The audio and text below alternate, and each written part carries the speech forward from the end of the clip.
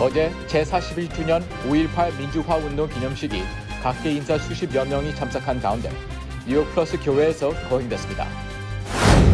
미국 코로나19 사태 초기 최대 확산지였던 뉴욕주가 대부분의 실내외 상황에서 마스크를 벗어도 된다는 질병통제예방센터 CDC의 새 지침을 수용하기로 했습니다. 뉴저지주에서 올 가을 학기 학교에서 100% 대면 수업 실시가 확정됐습니다. 올해 뉴욕시장 선거 예비선거가 한 달 앞으로 다가온 가운데 뉴욕시장 예비 후보들이 앞다투어 소기업 지원책을 공략하고 나섰습니다. 조 바이든 행정부가 내달 말까지 코로나19 백신 2천만 회분을 추가로 해외에 수출하기로 했습니다. 연방정부가 오는 10월 15일부터 전국 약 3,900만 가구에 아동 세금 크레딧을 현금으로 지급합니다.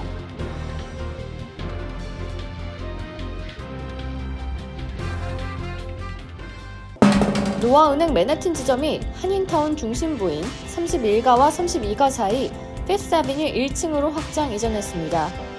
공포사회에 꼭 맞는 다양한 상품과 고객 만족 서비스로 여러분께 다가가겠습니다. 한인 비즈니스의 내일을 생각하는 은행 노아은행, 멤버 FDIC and Equal Housing Lender.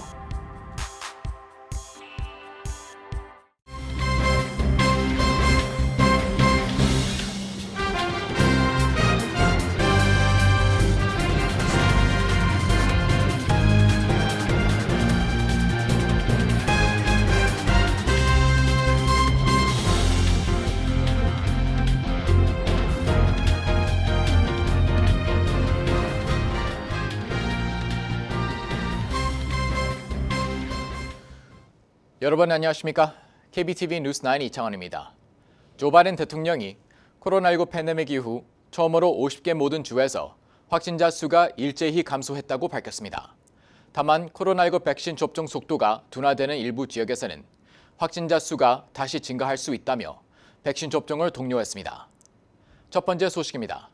제41주년 5.18 민주화운동 기념식이 장원삼 뉴욕 총영사와 미주 5.18 민주화운동 기념사업회 강준하 대표 등 각계 인사 수십여 명이 참석한 가운데 어제 뉴욕 플러스 교회에서 거행됐습니다.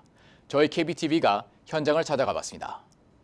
미주 5.18 민주화운동 기념사업회 주최로 열린 이날 기념식에는 장원삼 뉴욕 총영사, 김동찬 시민참여센터 대표, 박면수 민화협 뉴욕협의회 상임위장 등 100여 명이 참석해 1980년 5월 18일 전두환 군사 독재 정권에 저항하다 숨진 연령들의 넋을 기리며 5.18의 진상규명을 촉구했습니다. 기념식을 준비한 강준하 대표는 추모사를 통해 41년 전 5월 민주재단의 목숨을 바친 선열들의 숭고한 희생 정신을 우리 마음에 부활시켜 참된 민주주의를 지켜나가야 할 것이라고 강조했습니다. 5.18 민주항쟁이 민주화 운동으로 승화되고 저희 해외에 있지만 우리 민주주의를 회복하고 인권을 회복해야 된다고 하는 그날을 추모하는 특별한 날이었습니다.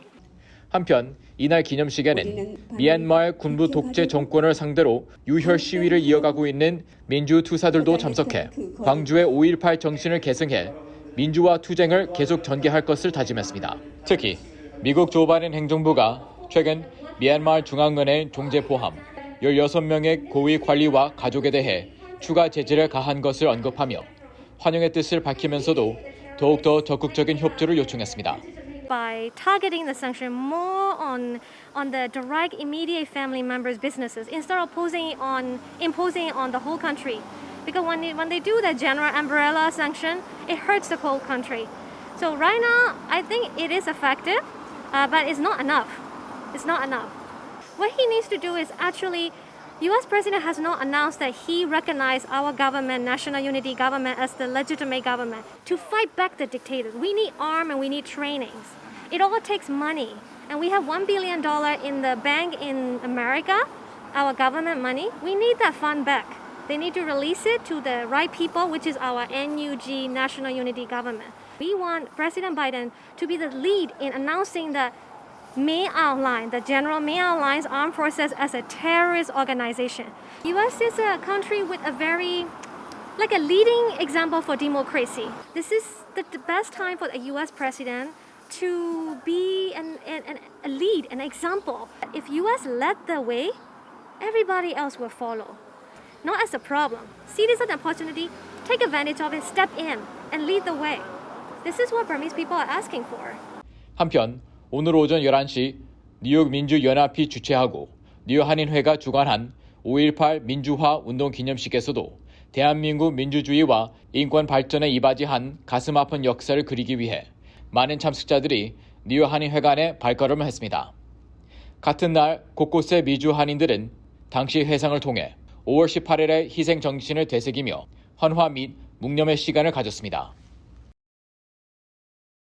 뉴욕주가 백신 완전 접종자들에 대한 마스크 지침 완화 대열에 합류했습니다. 지난해 건너뛴 대규모 문화, 스포츠 행사들도 백신 보급에 힘입어 올해에는 다시 오프라인으로 열기로 했습니다. 앤드류 쿠오모 뉴욕주지사는 백신을 완전 접종한 사람들에 대해 마스크 착용 의무화 해제를 발표하고 일상으로 돌아가자라며 백신을 맞았다면 안전하다, 마스크도 사회적 거리 두기도 필요 없다고 선언했습니다. 이는 질병통제예방센터가 지난 13일 백신 완전 접종자들에 대해 실내 외 마스크 착용 의무를 사실상 해제한 데 따른 것입니다. 이에 따라 내일부터는 뉴욕 주민들도 최종 백신 접종일로부터 2주가 지나면 대부분의 경우 마스크 착용과 6피트 거리 두기 의무를 준수하지 않아도 됩니다. CDC가 새 지침을 내놓은 지난 13일 상당수 주가 곧바로 이를 채택했으나 뉴욕과 뉴저지 등 일부 주는 검토할 시간이 필요하다며 일단은 마스크 착용 의무를 유지했습니다.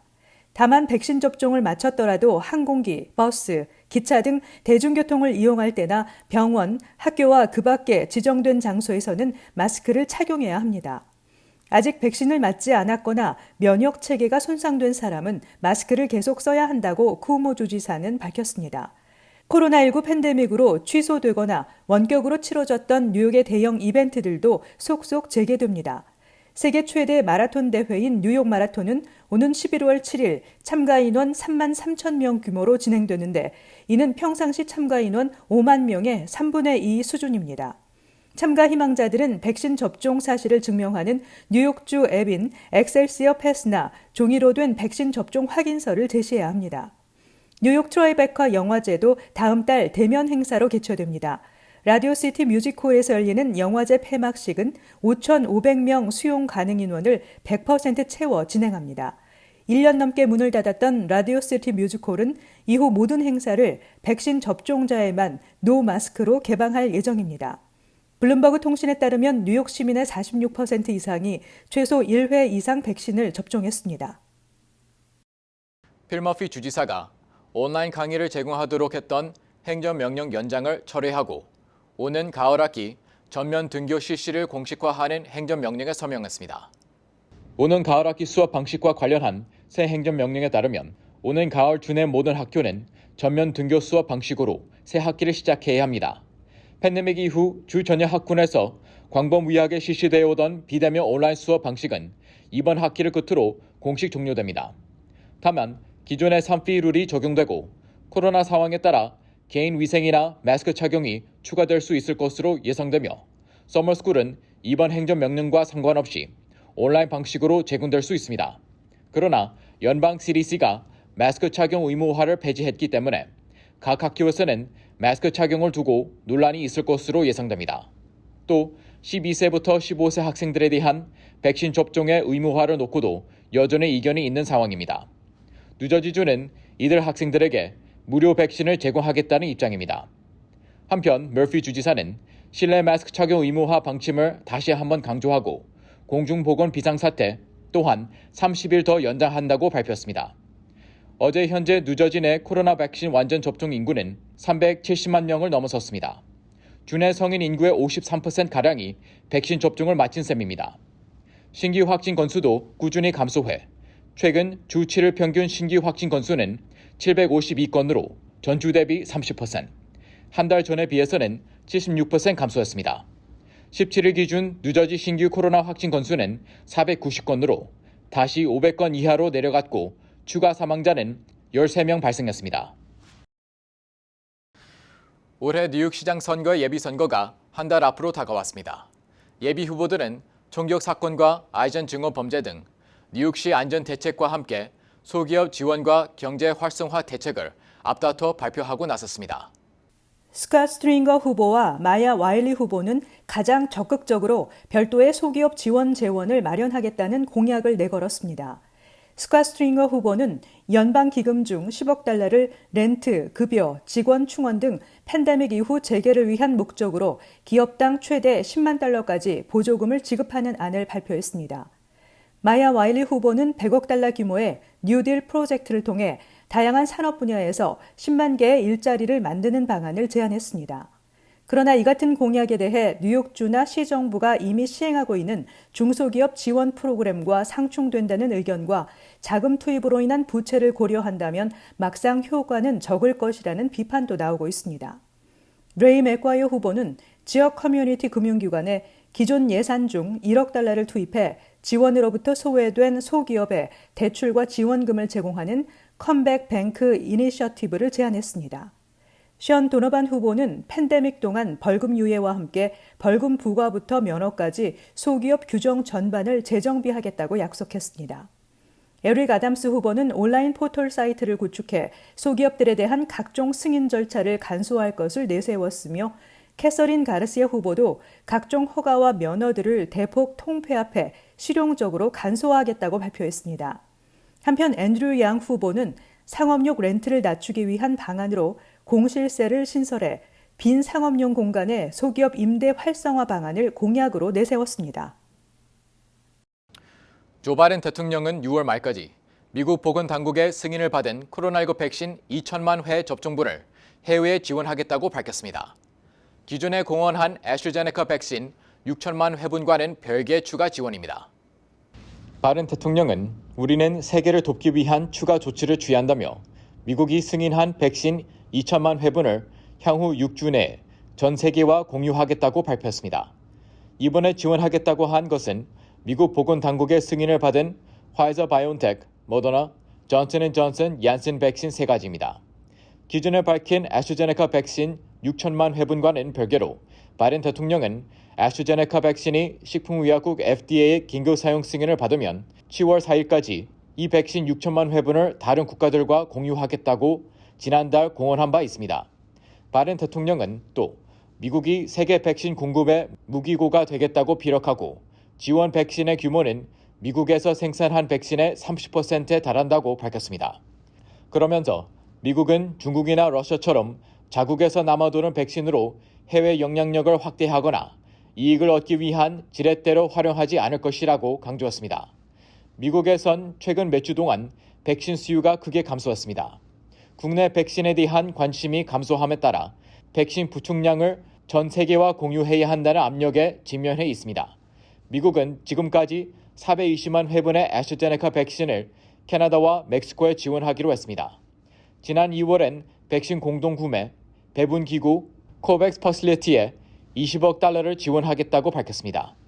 오는 21일 워싱턴 한미 정상회담을 앞둔 한국은 미국의 여분 백신을 미리 받은 뒤 나중에 갚는 백신 스와프를 추진하고 있습니다. 이와 관련해 한국계인 앤디 김 하원 의원은 김민선 한인 이민사 박물관장의 요청으로 해리스 부통령과 한국 백신 지원에 대해 면담했습니다. 김 의원 측에 따르면 해리스 부통령은 현재까지 한국에 대한 백신 지원 계획은 없었지만 지원 필요성에 공감한다는 입장을 보였습니다. 특히 해리스 부통령은 오는 21일 문재인 대통령과 조 바이든 대통령의 정상회담을 언급하면서 문 대통령이 미국에 오기 전 한국 정부 관계자들과 만나 이 문제를 논의하겠다고 약속했습니다. 연방정부가 3차 코로나19 경기 부양법에 따라 오는 7월 15일부터 전국 약 3,900만 가구에 매월 250에서 300달러의 아동 세금 크레딧을 현금으로 지급합니다. 김은지 기자의 보도입니다. 연방국세청 IRS는 3차 경기 부양안에 따라 미국 내 17세 이하 자녀가 있는 부모들은 별도의 조치를 취하지 않아도 매일 15일 현금을 받을 예정이라고 밝혔습니다. 아동수당을 받을 수 있는 17세 이하 미성년자는 약 6,500만 명으로 미국 내 아동 인구의 88%에 해당합니다. 연간 15만 달러 이하를 버는 부부의 경우 6세 미만 아동 1명당 매달 $300까지 공제를 받고 6세에서 17세까지는 매달 $250의 혜택을 받습니다. IRS는 3,900만 가구의 6,500만 명 가운데 80%에게는 부모의 예금 계좌로 매달 15일 자동 입금되며 15일이 공휴일 또는 주말일 경우 가장 가까운 날에 입금될 것이라고 밝혔습니다. 계좌 정보가 없는 20%는 종이 체크나 캐시카드를 발급해 우편으로 보내지게 됩니다. 바이든 행정부는 3차 경기 부양법에 따라 지급되는 아동 수당을 앞으로 영구화하는 방안을 추진하고 있습니다. 하지만 1차로 지난달 발표한 1조 8천억 달러 규모의 미국 가족 계획의 일환으로 새로운 혜택인 이 아동 수당을 오는 2025년까지 연장하게 될 것으로 보입니다. 2025년까지 4년 연장 여부는 오는 8월에 확정될 것으로 예상되고 있습니다. KBTV 뉴스 김은지입니다. 내 집같이 편안한 은행 뉴 밀레니엄 뱅크가 뉴저지 클로스터와 뉴욕 플러싱에 새로운 지점을 오픈하였습니다. 클로스터 570 피어먼트 로드와 플러싱 141 노던 블러바드에 위치한 새 지점에서 모든 금융 업무와 혼무 기지 상담도 함께 해드립니다. Member of FDIC and Equal Housing Lender. 어제 뉴욕시 보건국 우편번호별 코로나19 백신 접종자 통계에 따르면 퀸즈 한인 밀집 지역인 플러싱의 우편번호 11355 지역의 18세 이상 성인의 코로나19 백신 접종률이 87%로 남부 해안가 지역인 브리지포인트의 91%에 이어 두 번째로 높은 것으로 확인됐습니다. 그러나 브리지포인트의 실제 거주 인구가 3천여 명에 지나지 않는 점을 감안하면 실질적으로 플러싱 지역이 가장 높은 접종률을 보였다고 간주할 수 있습니다. 우편번호 11355 지역의 성인 2차 접종 완료율은 66%로 총 44,006명이 접종을 마친 것으로 나타났습니다. 인근 우편번호 11354 지역도 성인 1차 접종률 79%, 2차 접종률 63%로 높은 접종률을 보였습니다. 이외 주요 한인 밀집 지역의 백신 접종률은 우편번호 11360 지역이 1차 접종률 72%, 2차 접종률 64%, 베이사이드 지역의 우편번호 11361 지역이 1차 72%, 2차 64%, 우편번호 11101 지역이 1차 접종률 86%, 2차 70%, 우편번호 11373 지역이 1차 80%, 2차 62%로 나타났습니다. 뉴욕시가 급증하고 있는 총격 사건으로 치안 문제에 직면하고 있는 가운데 총격의 공포가 밤뿐만 아닌 낮에도 상당하다는 통계가 나왔습니다. 지난 16일 뉴욕포스트가 뉴욕시경 통계를 분석해 보도한 바에 따르면 지난 4월 25일까지 뉴욕시 전역에서 벌어진 374건의 총격 사건 중 32%가량인 119건이 오전 7시에서 오후 6시 사이에 벌어진 것으로 나타났습니다. 올해 총격 사건 3건 중 1건이 낮 시간대에 벌어졌다는 통계입니다. 또 전년 동기에 벌어진 총격 사건 213건 중 30%가량인 63건이 낮에 벌어졌습니다. 이와 관련해 팻 린치 경찰 노조 위원장은 뉴욕포스트와의 인터뷰에서 총격범들은 범행에 있어 더 이상 두려움을 갖고 있지 않다며 작년 경찰 개혁 및 예산 삭감으로 인해 사법 제도가 무너져가고 있다며 빌 드블라시오 행정부에 대한 강도 높은 비판을 가했습니다. 뉴욕시가 코로나19 팬데믹으로부터 정상화에 본격적으로 돌입하고 있는 가운데 치안 문제 해결은 주민들의 가장 큰 관심 이슈로 떠오르고 있습니다. 한국 정부가 세계 각국과 코로나19 백신 접종 상호 인정 협약을 위한 시스템 구축에 박차를 가하기로 했습니다. 손영래 중앙사고수습본부 사회전략반장은 지난 16일 온라인 정례 브리핑에서 백신 접종 상호 인정 협약에 속도를 내달라는 김부겸 국무총리의 주문과 관련해 조속히 시스템을 만드는 쪽으로 노력하라는 권고 말씀으로 이해하고 그렇게 추진하겠다고 밝혔습니다. 김 총리는 이날 중앙재난안전대책본부 모두 발언을 통해 관련 언급을 했습니다.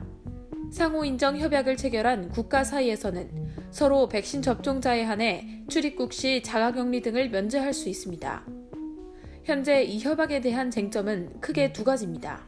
하나는 각국에서 발행하는 백신 접종 완료 서식의 진위를 상대 국가에서 확인할 방법을 찾는 것이며, 또 다른 하나는 각국이 승인한 백신의 종류가 서로 다른 상황에서 어느 범위까지 접종 완료로 인정할 것인가 하는 점입니다.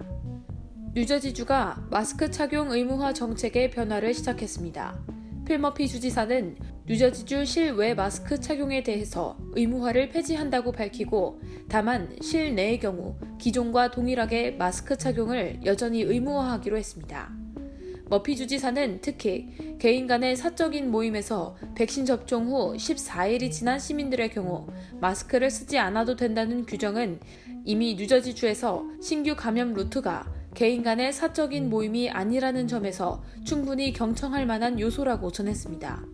즉, 사회적 거리두기가 불가능한 실내외에서는 반드시 마스크 착용을 하길 바란다고 밝히면서, 실외의 경우 시민들 스스로가 마스크 착용에 대해서 결정할 수 있도록 의무화 조항을 삭제했다고 밝혔습니다. 뉴저지주 보건국은 여전히 뉴저지주 상당수 시민들이 백신을 접종받지 않은 상태이며, 질병통제예방센터 CDC와 파우치 박사의 우려와 같이 동북부 지역의 경우 여전히 코로나 발생이 높은 지역으로 변이 등 추가적인 위험 요소가 많기 때문에 실내 마스크 착용 의무화는 유지하기로 했다고 전했습니다.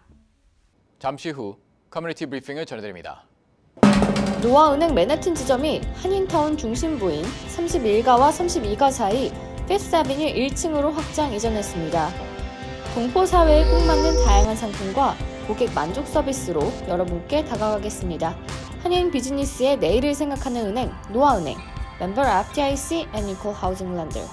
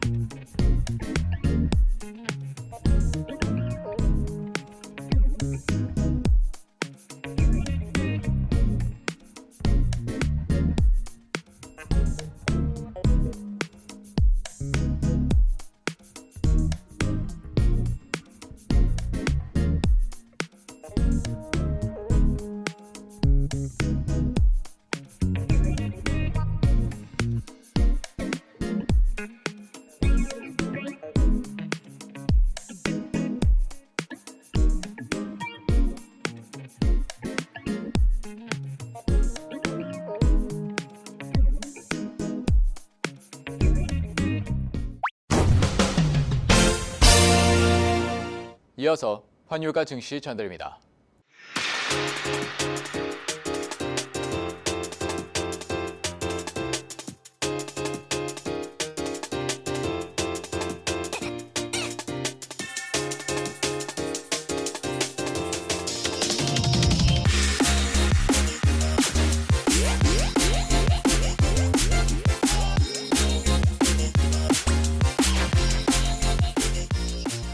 잠시 후 뉴욕과 뉴저지 날씨 전해드립니다.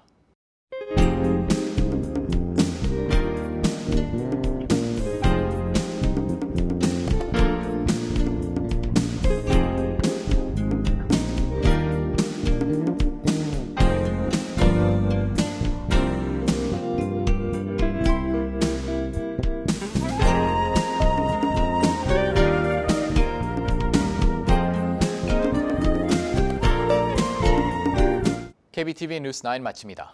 오늘도 시청해주셔서 감사합니다. 편안한 밤 보내시기 바랍니다.